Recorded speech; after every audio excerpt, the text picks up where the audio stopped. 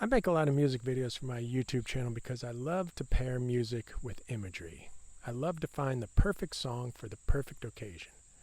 Recently, I took a song by Trey and Anastasio called Shine, a very exuberant and uplifting song, and combined it with some very exuberant and uplifting footage. It's posted on my channel under the title Pine Barrens Music Video. Now, while I was doing this, I had the idea that I should make a video recounting the years Trey and I played hockey together as kids back in the 1970s. I think fans of Phish, fans of his solo work, would appreciate this insight into the other Trey, the hockey player, whose stellar career on the ice was a harbinger of his stellar career on the stage. First, I'm going to briefly showcase Trey the artist at his quintessential best. And then I'm going to take a walk down memory lane along the lines of, Trey, this is your life.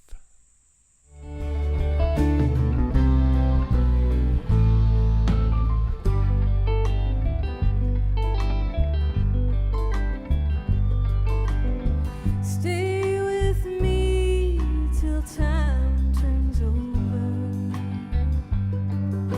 I wanna feel my feet leave the ground.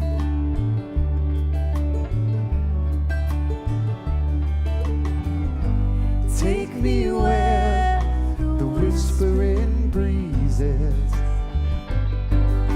can lift me up and spin me around.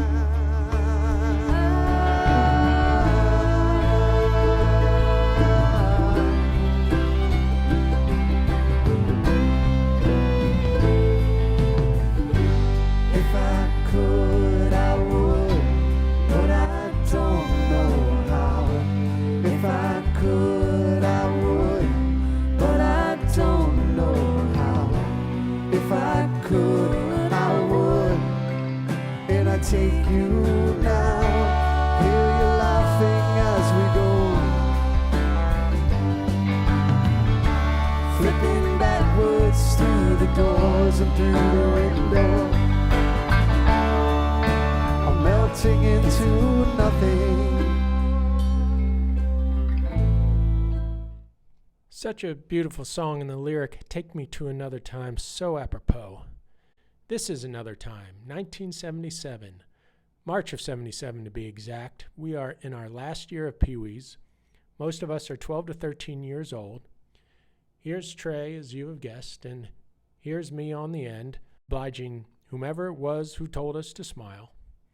This photo must have been taken before our traditional practice-ending suicide drills. Otherwise, it'd be hard to smile with lolling tongues. We play for the Lawrence Hockey Association in Lawrenceville, New Jersey. Notice our jerseys. There's no logo, no mascot, because we don't have one. 35 years later, my son would skate for the same club, and by then they were known as the Lawrence Flames. But back in the 70s, we were just plain Lawrence. Couple more details. This is not our home rink. It's at the Petty School in Hightstown, New Jersey, because our rink at the Lawrenceville School had a chain link fence for walls and didn't have ice past February, and we still needed to practice for our year-end tournaments. This over here is Trey's dad, our coach. He wasn't just coach for that year, but for about 4 years going back to squirts. Great coach, too. Very well liked by both kids and parents. Just an all-around good guy. Interestingly, when my son skated for Lawrence, dads could not coach past the squirt level. You cannot have a dad as a Pee-wee coach because the organization did not want to deal with the issue of favoritism.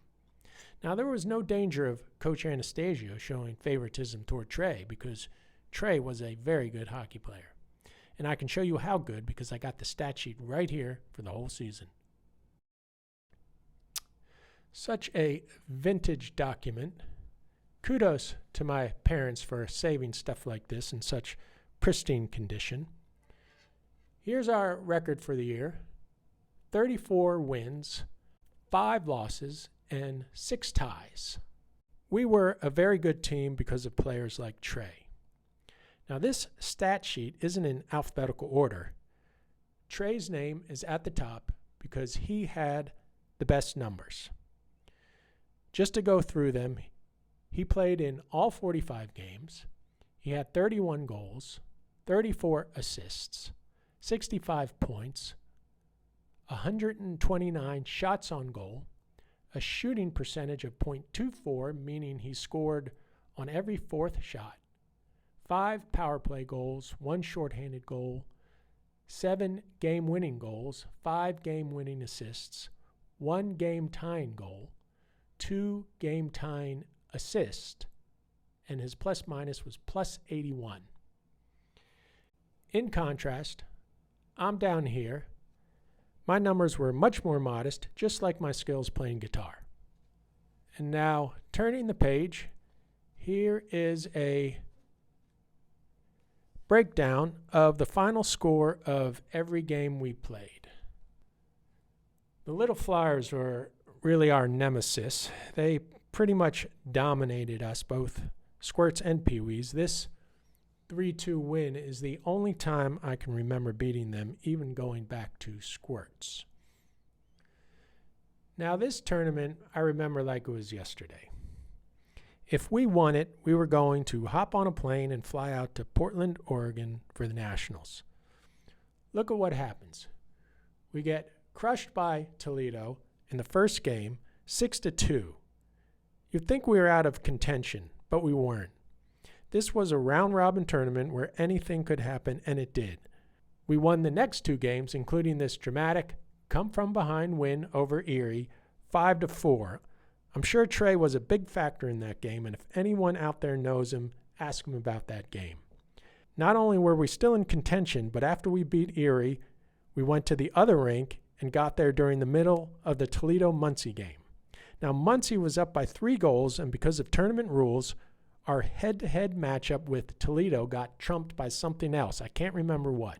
But we were told that if Muncie won the game, we were going to the Nationals. So the second period ends. Muncie is winning by 3, and we think it's in the bag. Unbelievably, in the third period, Toledo rattles off 4 goals in like the span of 5 minutes, wins the game, and bursts our bubble. I can remember one of the dads who doubled as our in-house photographer, later releasing 3 time-lapse photos of the occasion, one showing us watching the game with big smiles, one with troubled looks, and one with dejected frowns. So that was my last year playing youth hockey. I was one of those kids who found the combination of the house leagues and travel too time-consuming. I did not resume playing hockey until I was in my 30s, but I still played club hockey down at the same rink that Trey and I played at back in the 1970s. Now, I have no idea whether Trey still plays hockey. My guess is that his music career keeps him very, very busy. But, and this is a stretch, if he should show up at his old rink at the Lawrenceville School this fall or winter on a Sunday night at 6 p.m. with his skates and gear, he would be welcome.